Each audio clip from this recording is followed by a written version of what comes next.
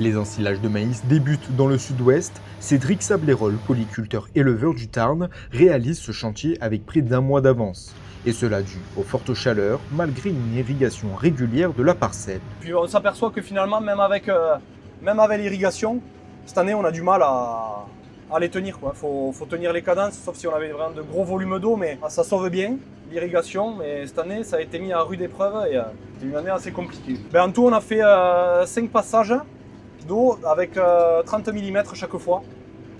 Donc voilà, ça fait 150 mm. Et sachant que il a pris 100 mm de pluie naturelle depuis le semis. Donc c'est quand même moins qu'une année normale, parce qu'il me semble que il y a 2 ans c'était exceptionnel, il faisait que pleuvoir, on prenait tout le temps des gros orages.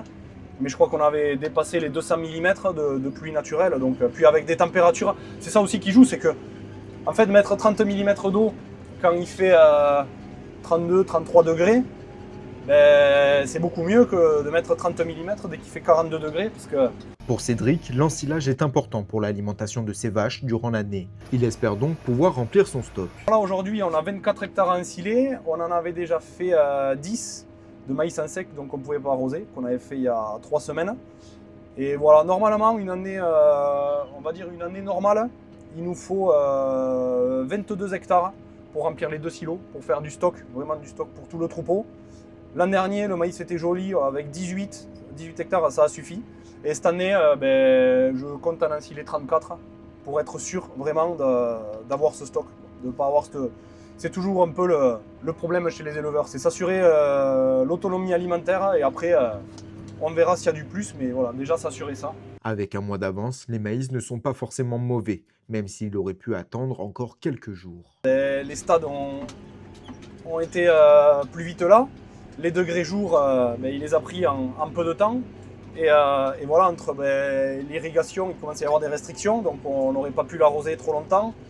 Le stade est bon, puis c'est le compromis entre la plante commence à se dessécher et le maïs est au bon stade. Donc il faut jauger ce qu'on préfère, sachant qu'un maïs comme ça est beaucoup plus assimilable par les vaches qu'un maïs qui est tout sec.